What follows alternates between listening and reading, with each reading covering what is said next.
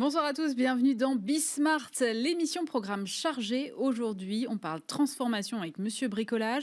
On parle également cuisine avec l'atelier des chefs. On parlera également investissement à impact avec Founder Future. Et on terminera par de la méditation et de la psychologie positive pour nous aider dans nos prises de décision. C'est Bismart l'émission, c'est parti.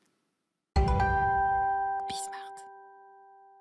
Et on commence cette émission avec notre rendez-vous mensuel consacré à la transformation des entreprises avec Arnaud de Malocène. Bonjour. Bonjour Aurélie. Vous êtes directeur du développement chez Boson Project et Anne-Claire Moyer. Bonjour. Bonjour. Vous êtes directrice communication corporate et transformation du groupe Monsieur Bricolage. Vous allez être notre cas pratique du jour.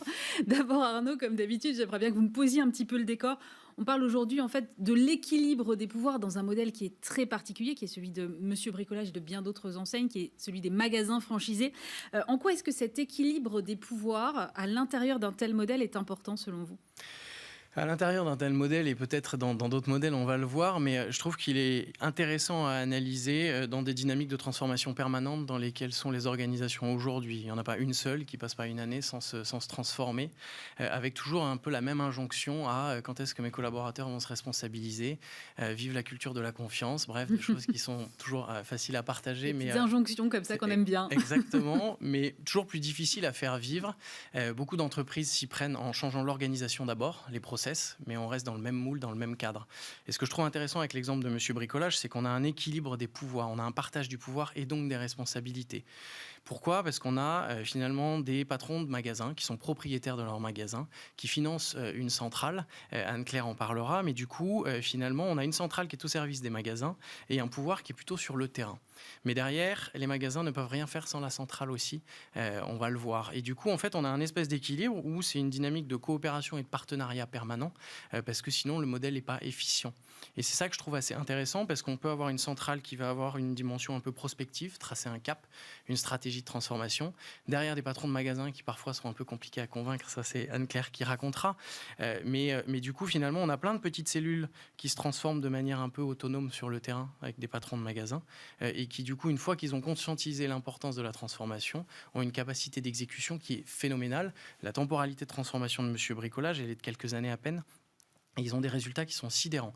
Donc en fait, on a quelque chose qui peut prendre du temps en amont, parce qu'il faut convaincre, parce qu'il faut embarquer les gens. Mais du coup, on a un système qui repose sur la relation humaine, sur la confiance.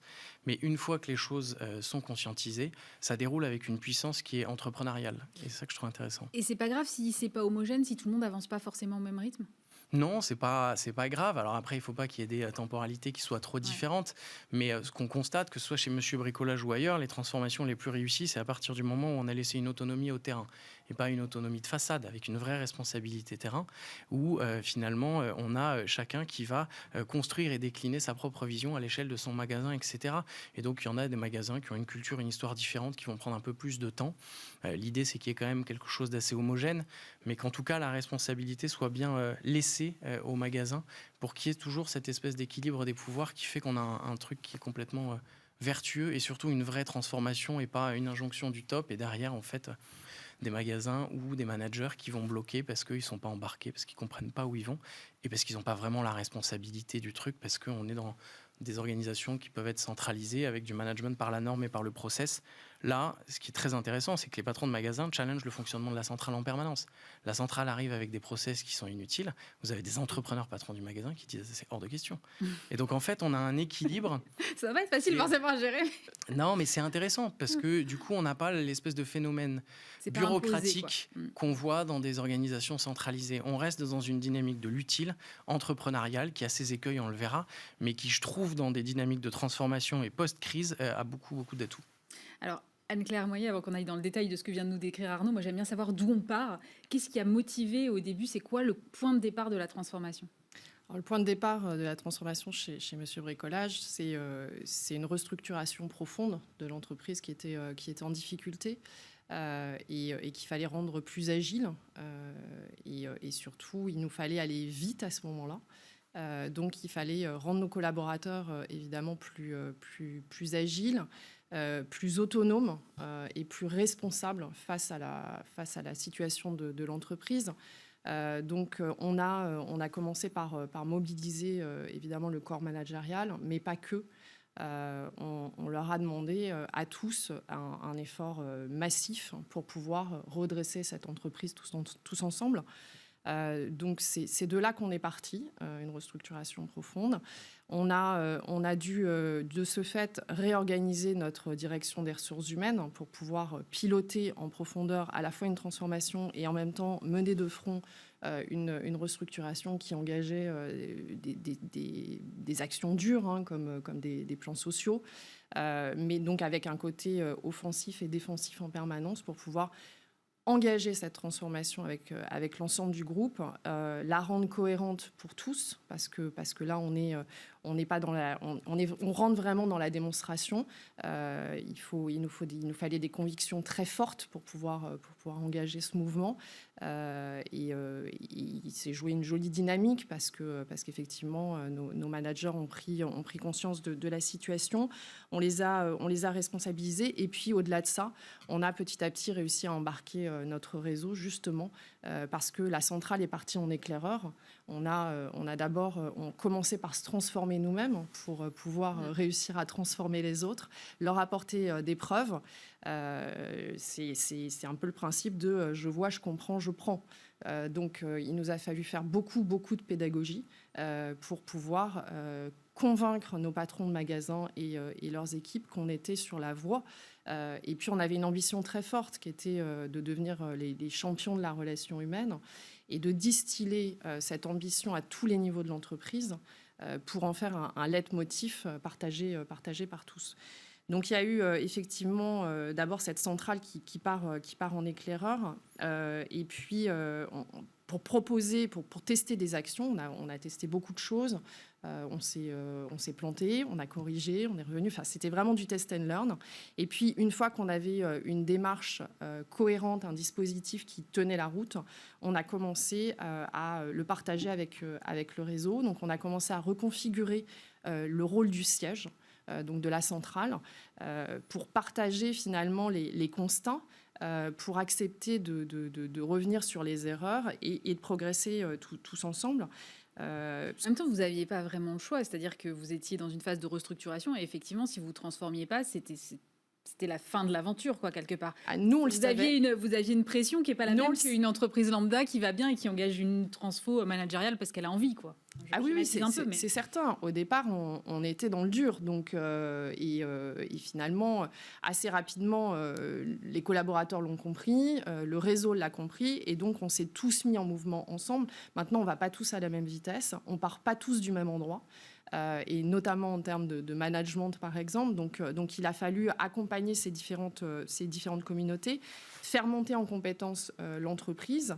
Et puis, une fois qu'on a redéfini ce cap clair, partagé par tous, on a commencé effectivement à avancer. Et puis aujourd'hui, Monsieur Bricolage repose sur des valeurs qui sont fondamentales et qui sont, là encore, c'est bien plus qu'une culture d'entreprise. C'est des valeurs, que ce soit donc la proximité, la solidarité, la serviabilité, que tout le monde pratique au quotidien. C'est vraiment, il y a vraiment des actions qui ont été engagées autour de ces valeurs. Et puis surtout, on a formalisé un concept de magasin qui repose là-dessus et donc qui a permis à nos magasins de mieux comprendre ce que l'on souhaitait atteindre comme objectif, à savoir d'être les champions de la relation. Alors, comment est-ce que vous avez convaincu chacun des patrons de magasins? Parce qu'effectivement, Arnaud disait, c'est pas toujours facile d'aller tous les convaincre. C'est vrai que vous avez un public qui est très particulier. Vous avez vos collaborateurs à la centrale, qui sont vos collaborateurs, comme dans n'importe quelle entreprise. Et puis à côté, vous avez finalement des entrepreneurs qui ne sont pas forcément dans les mêmes profils. Donc, comment est-ce que vous êtes allé les convaincre un à un? Eh ben, c'est la troisième étape que l'on a faite, c'est-à-dire qu'on a descendu la centrale sur le terrain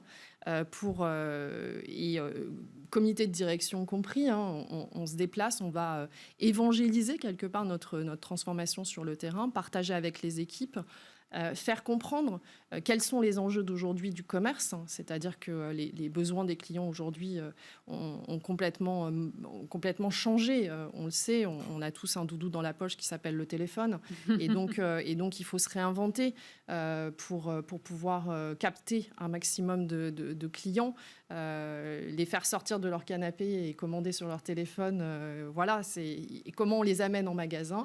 Et bien, à la fois, on a reconfiguré le cadre spatial du magasin, donc au travers de ce fameux concept qui capitalise sur nos valeurs. Donc il a 4 piliers, des piliers de commerce, mais des piliers aussi de proximité, avec un endroit spécifique dans le magasin qui est dédié finalement à un lieu de vie qui s'appelle l'entraide.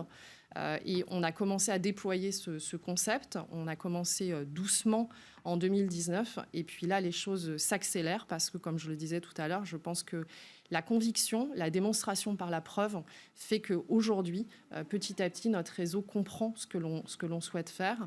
C'est que finalement, ce format de magasin répond aux besoins des clients. Et en plus, ce sont des choses que nos magasins faisaient déjà. Moi, j'ai des exemples en tête sur la notion de serviabilité qui est partagée vraiment par tous dans le groupe, que ce soit au niveau du siège ou au niveau du réseau. Nos magasins, par exemple, se sont équipés de flottes utilitaires pour aller livrer leurs clients. Et c'est pas le gestionnaire qui le fait ou une autre personne du magasin. C'est souvent l'adhérent qui se déplace chez son client pour livrer. D'autres, par exemple, sont capables d'aller sur un niveau de serviabilité encore plus fort. Moi, j'ai un exemple en tête d'un de nos adhérents qui a pu me le partager, où une cliente venait et devait repartir en train. Elle venait lui acheter un luminaire assez volumineux et il lui a construit en fait un espèce de diable sur mesure pour qu'elle puisse repartir en train. Voilà. Ça, c'est des exemples de serviabilité poussés à l'extrême chez Monsieur Bricolage. Et ça veut dire qu'il y a quand même un échange. C'est pas vous qui arrivez avec une feuille de route toute faite et c'est comme ça. C'est aussi eux qui peuvent vous apporter de leur expérience de terrain les clés du changement. Quoi. Exactement. C'est une adaptation permanente en fait. La feuille de route, elle se construit ensemble. Par contre, on partage un cap qui est le même, qui est constant. Sur lequel on appuie en permanence parce qu'on est convaincu que c'est au travers de la relation que l'on gagnera du terrain.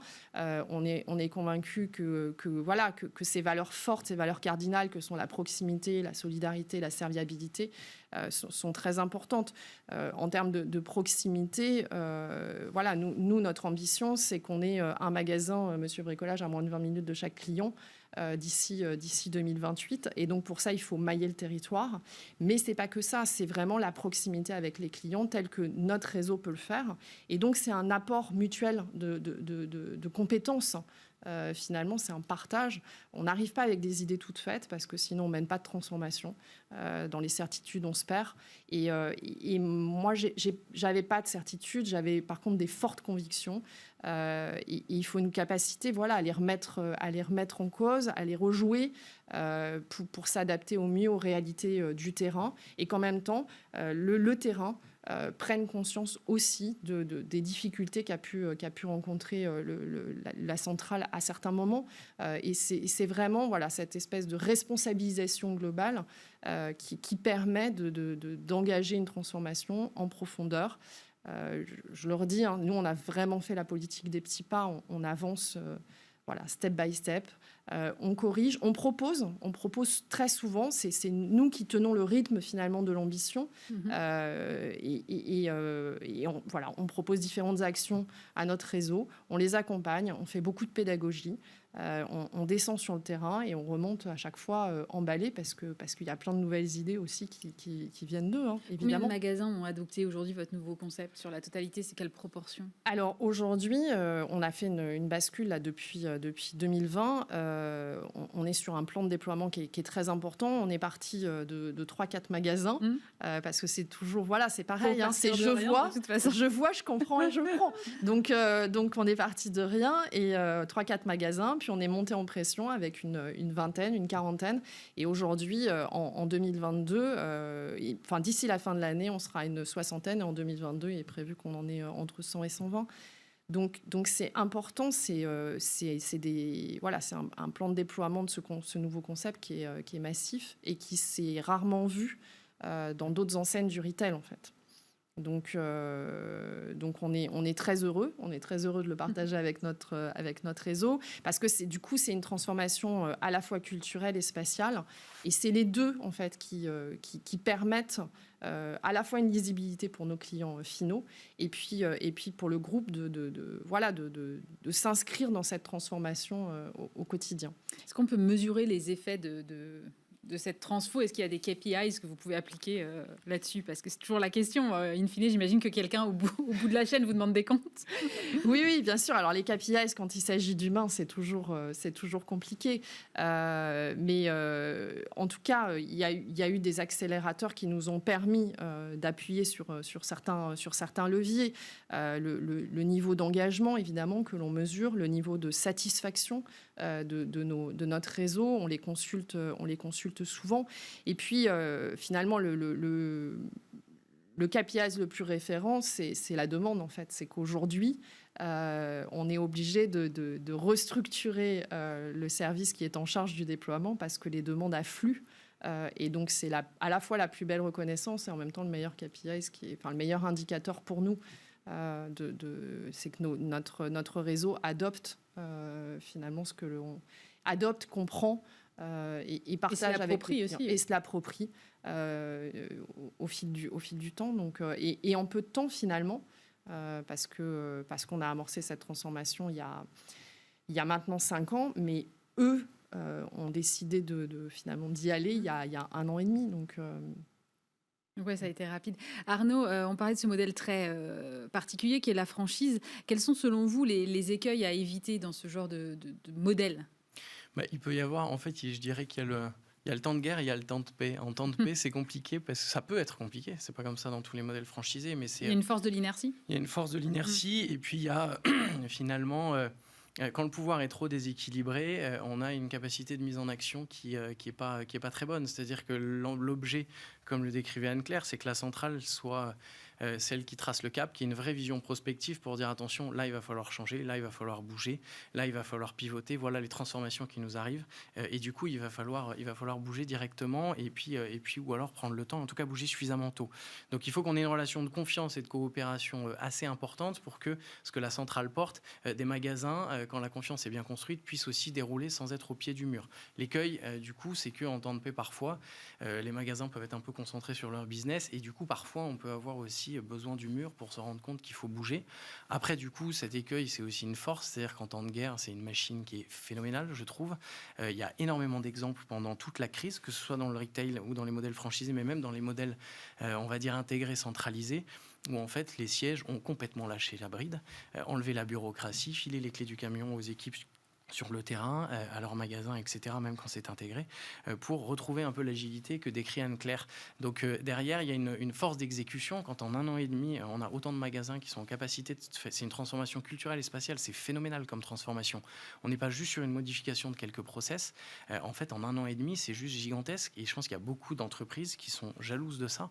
Donc c'est ça que je trouve intéressant. L'enjeu, finalement, c'est d'avoir une très bonne articulation entre le rôle de la centrale et les magasins dans la durée et de structurer cette confiance. Ça se fait pas juste comme ça. C'est un travail de relations humaines. C'est ça que moi j'aime bien, c'est qu'on touche qu'à l'humain depuis le début. Dans tout ce qu'Anne-Claire a partagé, on s'adapte en permanence, on bouge, il n'y a rien de figé, tout dépend des gens. Donc en fait, oui, vous avez évangélisé pendant 2 ans, j'imagine que vous allez devoir évangéliser pendant 5 ans, pendant 10 ans. Mais du coup, on a un vrai équilibre avec une tête qui n'est pas déconnectée du terrain et un terrain qui est obligé de prendre ses responsabilités aussi, parce qu'il y a un moment où en fait, ça dépend de lui aussi dans l'exécution. Donc cet équilibre-là, je trouve, est assez génial dans le modèle de la franchise, à partir du moment où il y a cette réelle confiance qui est pas feinte, quoi, et qui fait que le modèle est hyper efficient. Anne-Claire, vous avez l'impression, le sentiment que finalement le fait d'avoir engagé cette transformation, ça vous a aidé à traverser cette crise-là dans une période où finalement en plus vos magasins ont été peut-être sursollicités? Oui, bien sûr. Il y a eu un élan de solidarité à ce moment-là de la part de nos magasins, ce qui nous a permis aussi de traverser, il faut le souligner, Il y a eu effectivement l'engagement de la centrale qu'il a fallu bousculer pour démarrer cette transformation. Mais l'ensemble de nos magasins se sont mobilisés fortement puisqu'on était un modèle hybride. On avait une partie de nos magasins qui était détenus par des entrepreneurs et puis une autre partie qui était en propre, donc des magasins intégrés. Et l'ensemble de notre réseau, face à la difficulté qu'on rencontrait, qui était quand même majeure, se sont mobilisés il y avait 65 magasins intégrés, se sont mobilisés pour racheter ces magasins. Et au final, au bout du chemin, on n'a fermé que 5 magasins. Donc, ils ont récupéré 60 magasins qu'ils ont complètement remodelés. Ils ont redynamisé les équipes. Ils ont réinvesti dans ces magasins. Et c'est ce qui a permis au groupe aussi de ressortir un peu la tête de l'eau face aux difficultés qu'on rencontrait. Donc ça a été vraiment un élan collectif et solidaire. Et c'est ce qui... et là encore, on parle de valeurs très fortes chez Monsieur Bricolage parce que c'est bien plus pour nous qu'une culture d'entreprise, finalement. Ce que l'on partage, c'est une aventure humaine. Ils nous ont prouvé que ils s'engageaient avec nous et on leur prouve au quotidien qu'on est engagé avec eux. Et qu'on les amène à s'adapter en permanence aux évolutions du marché, du contexte. Voilà. Et on essaye de marcher tous en ligne. Alors évidemment, il y a forcément des décalages. On n'est pas confrontés tous aux mêmes réalités. Donc il y a la réalité du terrain, du quotidien, particulièrement en plus dans la crise sanitaire qu'on vient de rencontrer. Et voilà, il faut une adaptabilité qui soit grande pour pouvoir mener ce genre de transformation. Et il faut beaucoup d'énergie pour pouvoir tenir dans la durée. Merci beaucoup Anne-Claire Moyer. Je rappelle que vous êtes directrice communication corporate et transformation groupe Monsieur Bricolage, et Arnaud de Malocène, directeur du développement de Boson Project. Évidemment, on se retrouve le mois prochain, Arnaud. Et je reçois maintenant Sarah Korn, bonjour. Bonjour. Vous êtes Partner Impact chez Founders Future. Alors, vous avez commencé votre carrière au sein de Positive Planet. Vous avez cofondé So Good. Vous avez été associé de la plateforme de crowdfunding Ulule. Qu'est-ce qui motive autant d'engagement ? Est-ce que l'engagement, c'est le leitmotiv de votre carrière finalement ? Oui, je crois que ça a toujours été ce qui m'animait. En fait, j'ai fait classiquement une école de commerce. Et puis, en fin de parcours de mon école de commerce, j'avais très, très envie, j'étais très attirée par le secteur associatif. J'ai pas forcément une famille qui vient de cet univers. Et je crois que l'intérêt général, ça m'a toujours animée. Donner du sens à ce que je faisais. Et donc, j'ai décidé de faire un stage de fin d'études dans cette ONG qui s'appelait donc avant Planète Finance. Alors, aujourd'hui, vous êtes Partner Impact chez Founders Future, qui est un venture studio fondé par Marc Ménazé. Alors, pourquoi ça s'appelle venture studio et pas fonds d'investissement ? Est-ce qu'aujourd'hui, fonds d'investissement, c'est devenu un gros mot ? C'est une bonne question. En fait, on aime bien dire qu'on est un fonds d'entrepreneurs. Je crois que donc, ça a été créé par Marc, qui est un entrepreneur de la tech. Et en fait, je crois, sans parler pour lui, qu'il a vraiment fondé ce fonds d'entrepreneurs pour investir différemment dans des entreprises et plutôt dans une logique de business angel. Et ce qui le motive et ce qui nous motive aujourd'hui, c'est d'accompagner toutes ces entreprises et de surtout, dans cette première étape et cette première phase de développement de ces entreprises, de surtout pas financiariser la relation. Donc, fonds d'investissement, aujourd'hui, on dit qu'on est un fonds. On est un fonds d'amorçage, donc on investit vraiment ces premiers tickets, ce qui permet de mettre un pied à l'étrier des entrepreneurs. Et puis peut-être pour compléter, on aime bien dire qu'on est un venture studio parce qu'on a deux métiers, ce fonds d'investissement et un métier de start-up studio, où là, l'idée, c'est de créer from scratch une entreprise, parce qu'on voit tellement de sujets de passé, on voit tellement de besoins sur le marché, que souvent, c'est ce qui a été fait avec Épicerie, que vous connaissez certainement.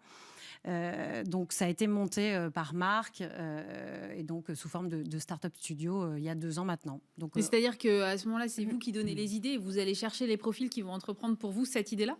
Ça peut prendre plusieurs formes. Soit c'est une idée qu'on a et une conviction très profonde de l'équipe sur un marché. Et à ce moment-là, c'est ce qu'on a fait dans le cadre d'Épicure sur les compléments alimentaires. Marc avait une profonde conviction que c'était un marché qui n'avait pas du tout été réinventé. Il voulait faire quelque chose sur le sujet. Et en cherchant et en travaillant et en analysant le marché, on est allé chercher 2 entrepreneurs qui travaillaient déjà sur ce sujet-là. Et on a monté Épicure. Alors, vous êtes avant tout un fonds d'investissement et un fonds d'investissement à impact. Et aujourd'hui, j'ai l'impression, pas qu'il n'y a plus que ça sur le marché parce que ce serait un peu poussé quand même, mais qu'en tout cas, il y en a de plus en plus et qu'on a un peu du mal à faire le tri. C'est-à-dire que chacun y va de son petit fonds à impact et qu'on a du mal à s'y repérer. Qu'est-ce qui vous différencie, vous, finalement, des autres?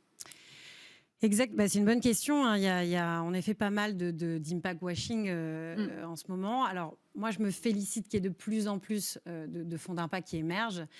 C'était quand même très, très à la marge il y a quelques années. Donc, c'est très bien si de plus en plus de fonds d'investissement investissent dans des entreprises qui ont un impact fort sur la société. Néanmoins, je crois que ce qui nous différencie, nous, par rapport à la première génération des fonds d'impact, qui regardait vraiment une entreprise à l'aune de son impact presque uniquement, en tout cas à la première lecture. Nous, on aime bien regarder et d'aligner le business et l'impact. Et de regarder vraiment au même niveau la capacité, le potentiel business d'un projet et son impact sur la société. Donc, on a choisi 5 grandes transitions qu'on va financer. Donc, on n'est pas un fonds généraliste. Aujourd'hui, les fonds d'impact les plus connus investissent déjà un peu plus tardivement. Nous, on investit plutôt Vraiment au début, au tout début de l'aventure. Et on n'est pas un fonds généraliste. Donc, on a identifié des sujets où on pense qu'on peut créer beaucoup de valeur, où on a une vraie vision du marché, du potentiel, de la problématique adressée. Et donc, la transition alimentaire, c'est le tout premier sujet qu'on adresse. Avec le premier fonds qu'on a lancé, qui est donc Founder Future Fund One, on a investi dans beaucoup de food tech.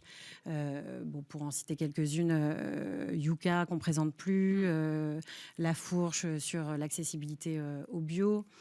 Et donc là, on va s'intéresser plutôt aux modes de production alternatifs et un peu moins de modes de distribution, parce qu'on a beaucoup plus financé avant. Donc ça, c'est la transition alimentaire. L'économie circulaire, on est assez convaincu que dans ce monde où les ressources s'épuisent, il faut réinventer des modèles de réemploi, de recyclage sur tout un tas de secteurs. Donc, c'est plus qu'un secteur, c'est un vrai modèle, c'est vraiment une approche très transverse. Et donc, on regarde beaucoup d'industries très polluantes, de l'industrie textile à l'industrie du bâtiment, etc. On a fait un investissement dans une société qui s'appelle Scale, qui récupère des écailles de poisson et qui en fait un matériau utilisés dans l'aménagement d'intérieur. Donc ça, c'est vraiment la logique de recyclage, de réemploi. Le packaging responsable, pourquoi ? Parce qu'on a aussi beaucoup été financeurs de marques qui en fait utilisent beaucoup d'emballages, aujourd'hui plastique. Donc comment est-ce qu'on sort du tout plastique ? Comment est-ce qu'on trouve de nouveaux usages ou de nouveaux biomatériaux ? Donc ça, c'est un vrai sujet qu'on regarde. Et puis le sujet de la mobilité durable, puisque en ayant été un investisseur de la tech, on a évidemment beaucoup investi dans l'e-commerce. L'e-commerce va continuer d'exister et continuera à se développer. Donc, comment est-ce qu'on peut imaginer des solutions pour réduire l'impact écologique et social de l'e-commerce ? Donc, on regarde beaucoup de sujets du dernier kilomètre. On a investi dans une société qui s'appelle PickMe, par exemple, que vous connaissez, qui, je crois, qui est venue d'ailleurs il n'y a pas très longtemps. Ouais. Et qui donc vous connaissez la solution qui permet donc sur le problème du renvoi de 50 à 60% des colis, de le récupérer chez son voisin, moyennant un complément de revenus. Donc la mobilité est un de nos sujets. Et puis la dernière verticale, c'est la santé et le bien-être, qui est aussi un gros enjeu de société. Aujourd'hui, j'imagine que les dossiers doivent affluer parce que moi, à ma petite échelle de rédactrice en chef de Bismart, le nombre de startups qui sont aujourd'hui RSE by Design et qui adressent tous les sujets dont vous venez me parler, je pense que sur Bismart, l'émission Smart Impact est la plus sollicitée parce que, effectivement, tout le monde aujourd'hui a envie de parler de ces sujets-là. Comment est-ce que vous faites le tri ? Parce que, effectivement, j'imagine que vous avez forcément une grille très précise de ce que vous attendez derrière de ces startups-là. En effet, c'est un peu la difficulté, puisqu'il y a énormément de solutions qui émergent. En ayant travaillé chez Ulule, on le voyait, on a vu l'émergence de tout cet entrepreneuriat impact. Pour rappeler un chiffre, c'est un peu plus de 1500 projets qui se lancent chaque mois sur une plateforme comme Ulule. Donc, vous imaginez bien. ça, c'est le reflet de cette consommation qui se veut beaucoup plus responsable, notamment. Et donc, nous, en tant qu'investisseurs, le job, c'est de regarder quels sont les usages et quel est le potentiel de toutes ces solutions. Nous, ce qu'on ne veut pas faire, c'est investir dans des solutions qui vont concerner ou s'adresser à une partie ou une frange de la population. Souvent des CSP+, urbains qui ont les moyens et c'est très bien, il en faut des solutions pour ces early adopters. Mais l'idée d'un investisseur comme nous, c'est de pouvoir passer à l'échelle, donc d'investir dans les solutions qui vont réinventer profondément les usages et qui vont vraiment accélérer la transition écologique et sociale. Donc on va regarder le potentiel du marché, la profondeur du marché, ça c'est la première chose. Et puis après, je pense que quand on est investisseur en amorçage, comme nous, on va regarder aussi beaucoup l'équipe, la capacité de cette équipe, déjà ce qui les anime, de regarder quels sont leurs moteurs et leur capacité de monter des boîtes ambitieuses aussi. Parce que, comme je disais, nous, ce qui nous anime, c'est de pouvoir investir dans des solutions qui vont passer à l'échelle et qui vont réinventer très fortement les usages demain. Vous disiez au tout début que vous n'aviez pas trop envie de lier l'investissement et la financiarisation de cet accompagnement que vous leur proposez. Comment est-ce que vous les accompagnez autrement que par des fonds ? Alors, on les accompagne beaucoup au quotidien et je crois que c'est la clé du succès de quand on fait de l'amorçage. Il y a un vrai accompagnement opérationnel. Donc, on a une méthodologie qui est basée sur assez simplement déjà la stratégie commerciale. Dans les 2-3 premières années de vie de l'entreprise, en fait, ce qu'il faut surtout, c'est vendre. Ouais, c'est conquérir le marché. Voilà, c'est ça, c'est concrétiser vraiment son produit, son offre, son service. Donc, on les accompagne beaucoup dans leur stratégie commerciale, leur go-to-market. Ce qu'on appelle aussi le product market fit. Donc, comment est-ce qu'un produit, un service va être vraiment adapté à son marché et comment est-ce qu'on peut l'adapter, parce que je crois que quand on commence, on peut adapter sa solution et itérer, comme disent les entrepreneurs. Et puis tout ce qui est ressources, talents, puisque le recrutement, c'est la clé. L'humain, c'est la clé quand on démarre une entreprise. Donc comment est-ce qu'on peut recruter son associé, son directeur, directrice commerciale, opérationnelle, etc. Donc nous, on les accompagne beaucoup sur leur stratégie de recrutement.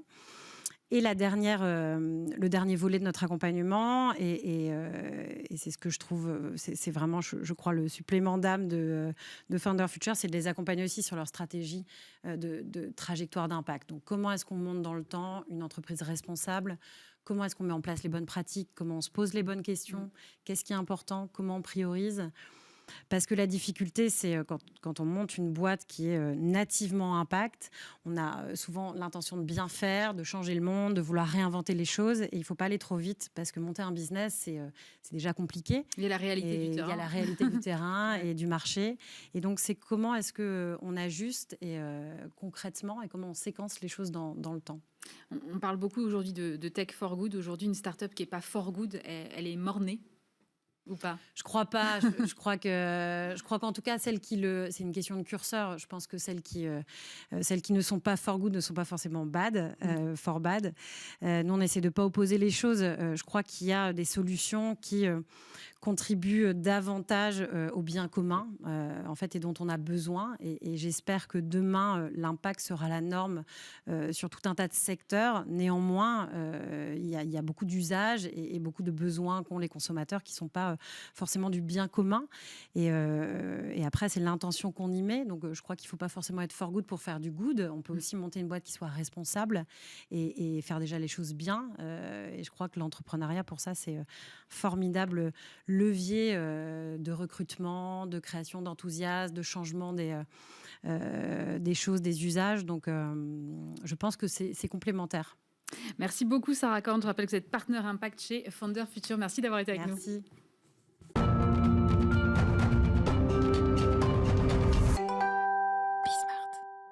Et je suis maintenant avec Gwenaëlle Poupenet. Bonjour. Bonjour. Vous êtes fondatrice de Vivre Doux, Vivre Fort et vous êtes alors plein de choses à la fois. Vous êtes enseignante dans l'éducation nationale, vous êtes créatrice de contenu, vous êtes entrepreneur, vous êtes coach. Comment est-ce que vous vous définissez ? Comment est-ce que je me définis ? Alors, je vais me définir plutôt par la manière dont les autres me définissent, donc une co-inspiratrice positive.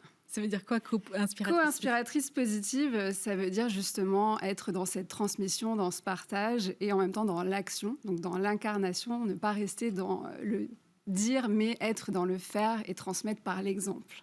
Alors, vous vous intéressez beaucoup à la méditation, aux neurosciences, à la psychologie positive. Qu'est-ce qui vous a amené sur ce terrain-là, finalement? Alors, très rapidement, ce qui m'a amené sur ce terrain-là, c'est à la fois des enjeux dans ma vie personnelle, un gros changement de vie en 2017, et en même temps, dans ma pratique en tant qu'enseignante aussi, la nécessité de prendre soin de soi pour pouvoir prendre soin des autres, qui était absolument nécessaire. Et c'est là que j'ai commencé à m'intéresser davantage à la méditation de pleine conscience et à tout ce qui pouvait faire qu'on puisse faire rentrer davantage de sérénité dans sa vie. Et tout ça, ça résonne aujourd'hui auprès d'entrepreneurs qui vous démarchent justement pour un accompagnement? Exactement. Alors, petit à petit, à travers, entre autres, ce que j'ai partagé sur Instagram, moi, je crée du contenu sur Instagram pour mettre à disposition justement au plus grand nombre.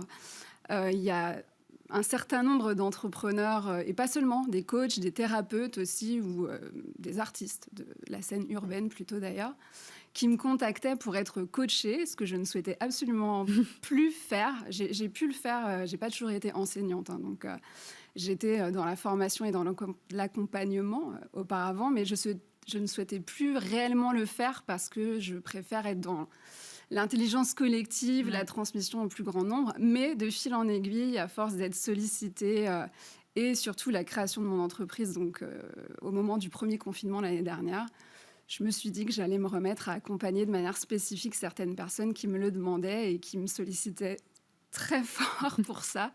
Et finalement, j'y ai pris go aussi. Et pourquoi justement avoir décidé de lancer votre entreprise comme ça en plein confinement? C'est un timing étrange. Enfin, moi, je vous dis ça, on a lancé une chaîne en sortie de confinement, donc bon, je vous jetterai pas la pierre. Voilà, disons que c'était, je dirais que c'était dans la fluidité, la continuité de ce qui se passait via Instagram. J'ai juste en fait donné une raison sociale à ce que je faisais déjà et parfois de manière un peu officieuse. Donc je voulais aussi faire quelque chose de carré et de légal en termes d'accompagnement. Et comme pendant le premier confinement, je travaillais du coup en distanciel, ça me laissait un peu plus de temps aussi du coup pour me pencher sur qu'est-ce que je peux en faire de toute cette demande et ces sollicitations. Et j'ai juste eu à transformer ce que je proposais, ce que je partageais déjà, en une offre spécifique de mentoring confidentiel, donc pour les gens qui s'inscrivaient sur une liste d'attente en fait qui devenait toujours plus longue. Parce qu'en fait, je remettais ça à plus tard. Je me disais, je ferai ça plus tard, quand je me sentirais prête. Voilà. Mais au final, on n'est jamais prêt. Enfin, on est toujours prêt du coup, et on n'est jamais prêt. Mais je dirais que c'est le concours de circonstances qui a fait que j'en ai profité pour choisir de dégager du temps et commencer à accompagner quelques personnes, puis de plus en plus, tout en jonglant avec les autres impératifs et emploi du temps. Sur quoi est-ce que vous êtes interrogé aujourd'hui? C'est quoi les besoins de ces chefs d'entreprise, start-upers ou artistes qui vous sollicitent aujourd'hui? Alors, le gros besoin, c'est avant tout donner du sens. Ça, c'est la constante commune. Les gens ont besoin de donner du sens à ce qu'ils font et les gens ont besoin d'aligner la sphère professionnelle et la sphère privée, personnelle. Et justement, en fait, on travaille autour de cette dimension qui consiste à comprendre qu'il n'y a pas d'opposition et que c'est avant tout la sphère, moi j'appelle ça la sphère de l'intime, la sphère du personnel, qu'il faut vraiment interroger et aligner pour que tout le reste soit, pour le coup, potentialisé, démultiplié et dans davantage de sérénité. Il y a eu un renforcement de ces demandes avec la crise où finalement la frontière entre le perso et le privé, avec le télétravail notamment, s'est complètement effacée. Exactement. Il y a vraiment, ça c'est quelque chose qui revient beaucoup quand les gens m'expliquent ce en quoi ils souhaitent que je les accompagne. Il y a vraiment eu une prise de conscience pour beaucoup de gens, je crois, au moment de ce premier confinement l'année dernière. Et les gens se sont rendus compte qu'on ne pouvait pas scinder en vie pro, vie perso et que tout était intimement liés et qu'il y avait un gros travail à faire de ce côté-là. Et c'est vrai qu'il y a eu beaucoup de décisions à prendre pour ces personnes-là pendant cette période qui est quand même plus compliquée qu'une autre. Comment est-ce que vous, avec la méditation, la psychologie positive, vous pouvez aider à ces prises de décision? Alors justement, comme je suis instructrice de méditation de pleine conscience, je me suis donc aussi formée depuis de longues années en psychologie, puis en psychologie donc positive. J'ai aussi profité de ce premier confinement pour faire des formations à distance pour compléter mon cursus, parce que c'est absolument nécessaire de rester dans cette logique de perpétuelle apprenante. Et à travers, entre autres, mes connaissances en neurosciences, plutôt cognitives pour le coup, mais aussi affectives, et en programmation neurolinguistique, etc. Et j'aide les gens, en fait, à identifier ce qu'on appelle essentiellement les biais cognitifs, qui sont les biais qui vont justement, en fait, nous amener à prendre de mauvaises décisions sans qu'on s'en rende compte. A fortiori, quand on est dans le jus, dans le bain, là, permanent, comme l'est un entrepreneur ou un start-upper, parce que j'accompagne beaucoup de start-upers justement qui ressentent ce besoin très fort quand même de sortir la tête de l'eau au milieu de tout ça. La méditation, c'est quelque chose qui est parfois compliqué à mettre en œuvre et surtout, on le démarre, enfin moi c'est mon cas, on le démarre très bien et puis après, au bout de 2 jours, ça y est, on a lâché parce qu'en fait, c'est le côté, il faut que je m'astreigne à prendre du temps pour le faire.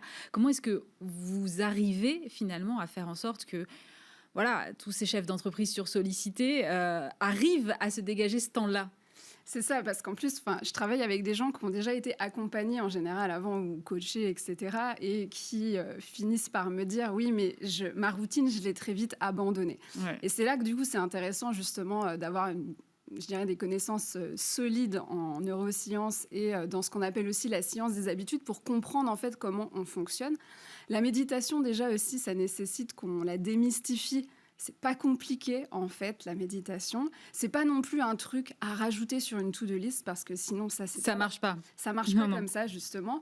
C'est trouver. Alors ça c'est pour ça qu'il faut personnaliser aussi avec je dirais les différentes composantes de la vie de chacun. C'est arriver à faire en sorte que la personne elle-même, elle se crée un rituel dans sa journée qui nécessite pas forcément de se lever 1 heure ou 2h30 avant non plus. Et méditer, c'est pas arrêter de penser. Faut aussi, je pense, peut-être le poser une bonne fois pour toutes. C'est pas je pense à rien. Non, voilà, c'est pas penser à rien. Il n'y a aucune compétence spécifique à avoir. Il n'y a pas besoin de se mettre dans une posture particulière ou etc. Méditer, la méditation de pleine conscience, en tout cas, c'est observer, c'est penser. Donc, à partir du moment où on respire, on peut méditer si on souhaite méditer.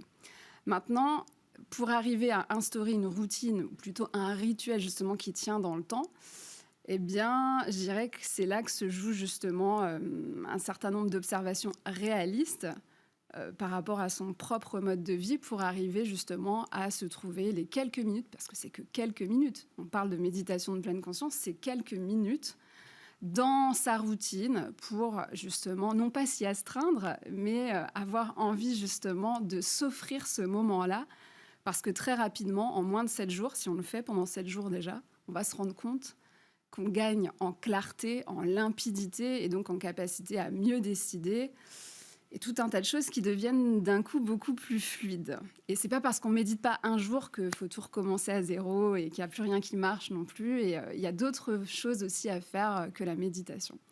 Et vous m'avez dit en préparant cette interview que finalement, il fallait aussi que vous aidiez ces gens que vous accompagnez à sortir du mytho-telling parce qu'ils sont très dans le storytelling et que parfois la frontière est un peu mince. Est-ce que vous pouvez m'expliquer ça ? Voilà, alors donc entre autres donc dans cet accompagnement, alors c'est de l'accompagnement confidentiel justement parce qu'il faut absolument que les gens que j'accompagne s'autorisent à me dire les choses telles qu'elles sont et pas telles qu'ils ont envie ou besoin de les raconter dans sur les plateaux télé, dans les podcasts, dans les magazines, etc.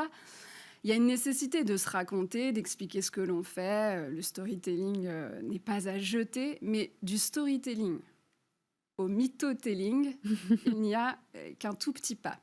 Et c'est ce tout petit pas en même temps qui fait qu'on va s'éloigner très fort de quoi ? De sa vision dans son business, en fait, au final, parce que du coup, on va consacrer beaucoup de temps et beaucoup d'énergie à se raconter d'une certaine manière pour l'étiquette entrepreneuriale ou start-upper. Au détriment en fait de ce que l'on fait réellement. En psychologie, on dit que nous sommes des par-lettres. Donc, nous, les êtres humains, une de nos spécificités, entre autres, c'est justement qu'on se définit à travers les mots.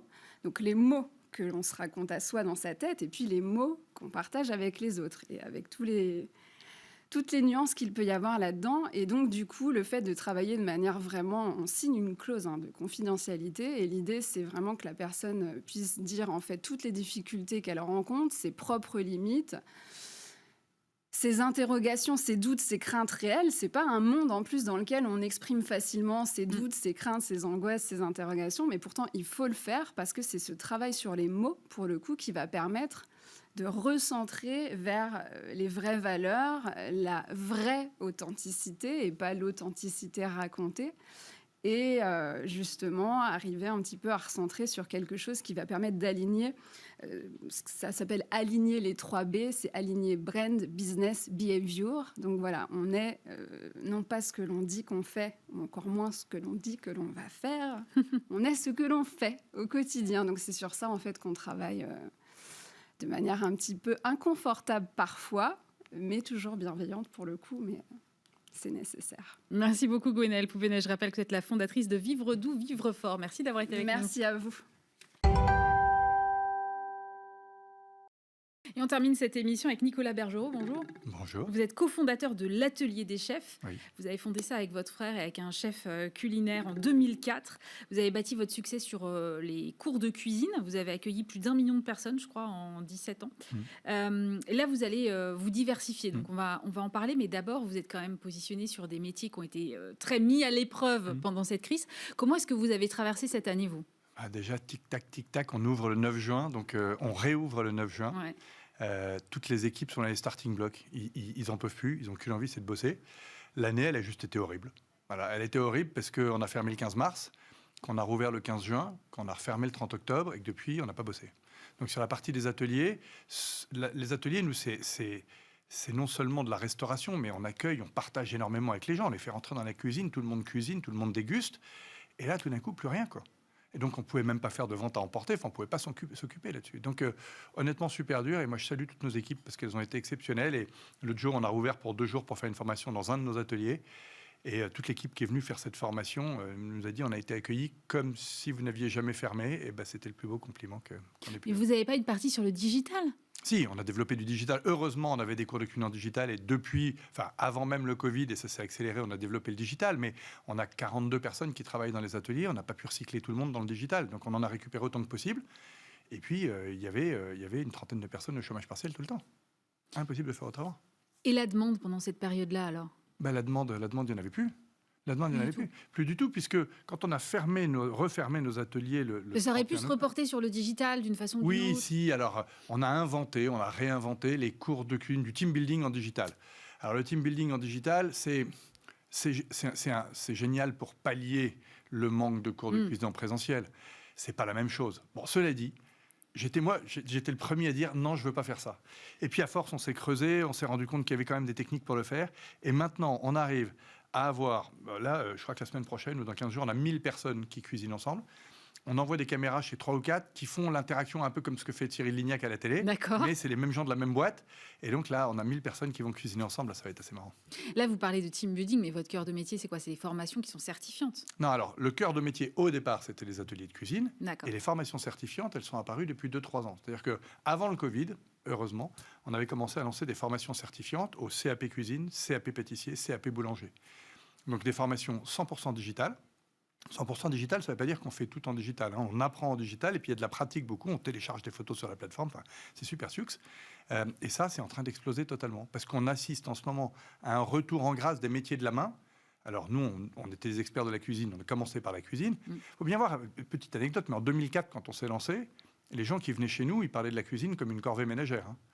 Maintenant, c'est terrible. 17 ans après, la cuisine à la maison, c'est devenu un peu plus glamour. Il y a autant les hommes que les femmes qui s'y mettent. Et puis le confinement a beaucoup aidé. Le confinement a aidé. Et puis c'est tout le métier, toute la profession, tout le secteur qui a été revalorisé avec les émissions de télé qu'on portait, tout ça et tout.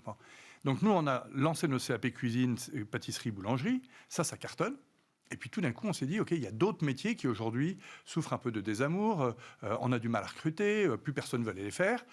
Et donc, on s'est dit, on va tenter ça. Et donc, depuis le début de l'année, CAP coiffure, CAP esthétique, CAP petite enfance, CAP auxiliaire de vie. Et pour l'année prochaine et l'année d'après, une vingtaine de métiers en préparation. Et c'est en digital? En digital. Mais on peut apprendre ces métiers-là en digital parce que Oui, c'est des madame. métiers du geste où il y a Bien besoin sûr. de sentir, je sais pas, la texture des cheveux pour la coiffure. Ou je ne Vous sais quoi. avez raison, c'est une évidence. Mais apprendre la différence entre un poisson rond et un poisson plat, ça, on peut le faire en digital. Comprendre comment un poisson rond est structuré, comment un poisson plat est structuré, avant de commencer à lever les filets. Ouais. Donc, on apprend d'abord, on voit bien le geste, on comprend ce qui va se passer. Ensuite, on fait le geste. Et on demande à nos apprenants de faire le geste, de nous montrer des photos, de nous montrer des vidéos qu'ils téléchargent sur la plateforme et on les corrige. Même chose pour la coiffure. On demande à tous nos apprenants d'acheter 3 têtes à coiffer. Quand, je sais pas, quand vous étiez enfant, vous aviez Si. des têtes à coiffer. Bon, Bien sûr. eh ben, ça s'appelle des têtes malléables en professionnel. Donc vous avez une tête qui commence avec les cheveux longs. Au début, la coupe, c'est coupé en bas et bien droit. Après, on fait un petit dégradé. Après, on fait un carré. Après, on fait une frange. Après, on fait les cheveux courts. Et puis après, on renvoie la tête à malléable pour qu'on lui remette des vrais cheveux. Bon, et ben, tous ces exercices-là, on explique d'abord, comme vous le disiez tout à l'heure, la différence entre un cheveu sec et un cheveu gras, des différentes implantations. On le montre. Et puis après, on demande à nos apprenants de faire les exercices sur les têtes malléables, de se filmer, de se photographier. Et on a pour chaque métier un expert différent qui va pouvoir juger le geste, juger le résultat. C'est bluffant. Et c'est pas trop compliqué pour l'apprenant de se dire alors il faut que je fasse mon truc, que je renvoie, que ça me soit renvoyé derrière une fois que c'est corrigé. Cette espèce d'aller-retour finalement. Où aujourd'hui la génération a tellement appris l'usage du digital que c'est pas un problème. Il y a une nouvelle génération qui est beaucoup plus à l'aise et qui est capable de se filmer tout en coupant.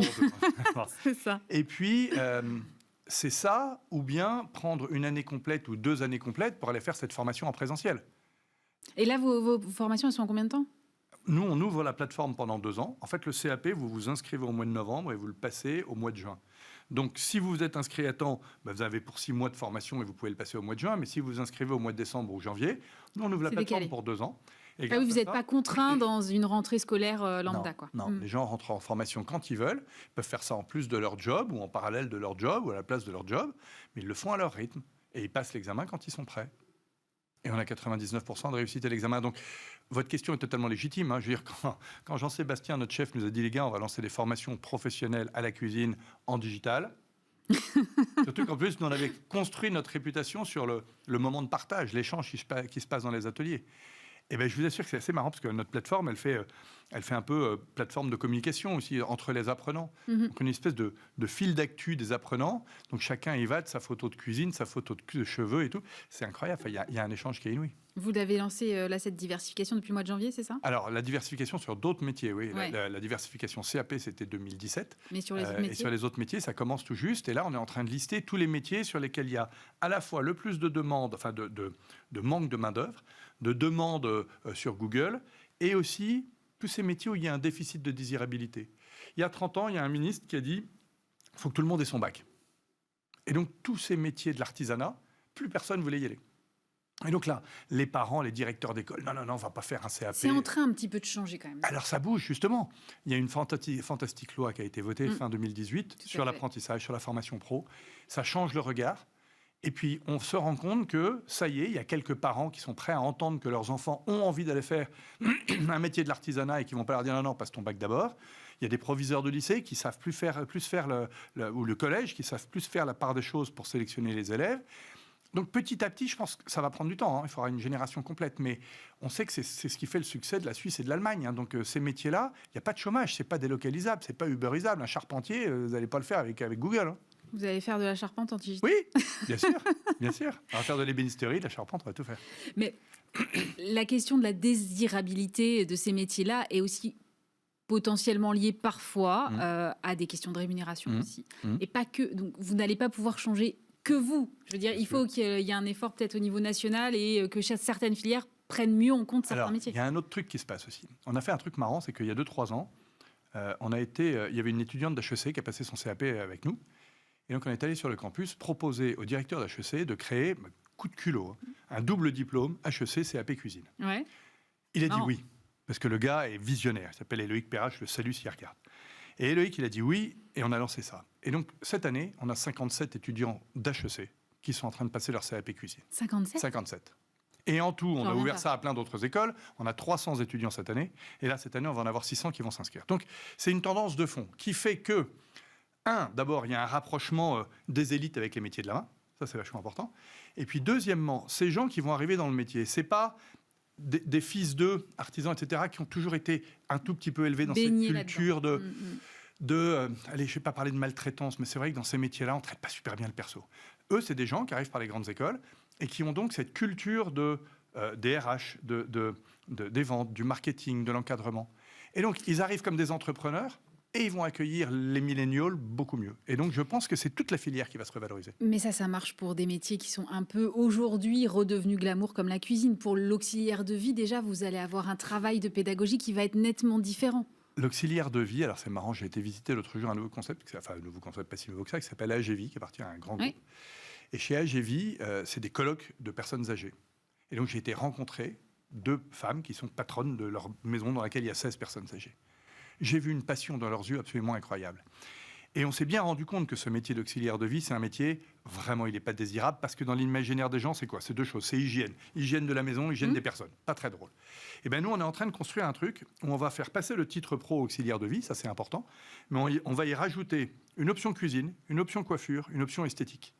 Et donc tout d'un coup, cette personne, mais ça prend une autre dimension, là. Elle est valorisée dans son métier, dans son activité de tous les jours, en faisant toujours son métier d'auxiliaire de vie, mais en ayant ses prestations complémentaires. Et on en a parlé avec ces personnes, on en a parlé avec des personnes qui étaient en colocation. Et j'assure qu'il y a des petites étincelles dans les yeux en disant, là, il y a un truc, parce que tout d'un coup, c'est toute la filière qui peut se revaloriser.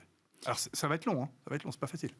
Vos formations, elles seront éligibles au compte formation, par exemple? Bien sûr. C'est quelque chose que vous avez pris en Toutes compte. nos formations sont certifiantes pour être éligibles au compte formation, pour vraiment donner toute l'attitude. On vend nos formations dans des grands groupes qui payent eux-mêmes pour la formation de leurs collaborateurs. Et puis, n'importe qui peut utiliser son compte formation pour venir se former à n'importe quel titre pro ou CAP chez nous. On a parlé de l'attractivité de ces métiers-là auprès des jeunes, mais est-ce que vous avez des reconversions, par exemple? Plein. En fait, c'est marrant parce que la reconversion... je pense qu'il y a quelques années, c'était à 50 ans, et puis maintenant, c'est à 45 ans, et puis après, à 40 ans. Oui, ça ne me surprend pas. Non, mais vous voyez, je pense que ma génération, déjà, on a un peu plus changé de boulot que nos parents, et la génération de mes enfants, ils vont changer de boulot et de vie plusieurs fois. Ouais, c'est sûr. Donc, reconversion, on voit déjà des jeunes qui ont une trentaine d'années, ils ont déjà fait 5 ans de finance, ils sont cramés, ou bien ils ont commencé dans une carrière qui leur faisait plaisir à ce moment-là, qui faisait plaisir à leurs parents, je sais pas quoi. Les aspirations changent aussi. Puis tout d'un coup, ils disent, mais qu'est-ce que je fous là, quoi? Et donc, ils sont prêts à changer, mais radicalement. On a une étudiante là qui est en master en physique et qui vient de s'inscrire au CAP coiffure. Je n'ai pas pu m'empêcher, j'étais la LinkedInisée. Je dis, vous n'êtes pas trompé, master physique, coiffure. Elle me dit non, j'ai fait un master de physique parce que vraiment, c'est la matière qui m'éclate. Mais j'ai une autre passion, c'est la coiffure. Donc, je passe mon CAP. Je ne sais pas encore trop pourquoi, mais au moins, je l'aurai. C'est des aventures incroyables, ça. C'est génial. Incroyable. Mais du coup, vous allez changer de nom ou pas? Parce que l'atelier des chefs, c'est très culinaire quand même. Non? Oui, le chef de cuisine, mais le chef de projet, le chef de travaux, le chef d'orchestre, le chef d'équipe. Le chef de coiffure, ça se voit un peu moins quand même. Ouais, c'est un couvre-chef quand même qu'on a. C'est vrai, vous marquez un point. Voilà. Et quelqu'un qui fait bien son boulot, quel que soit le boulot, qu'est-ce qu'on lui dit? T'es un chef. Donc on s'est posé la question, vous avez raison. Évidemment que tout d'un coup on s'est dit non, on ne peut pas garder cette... En plus, ça fait 17 ans qu'on était dans la bouffe.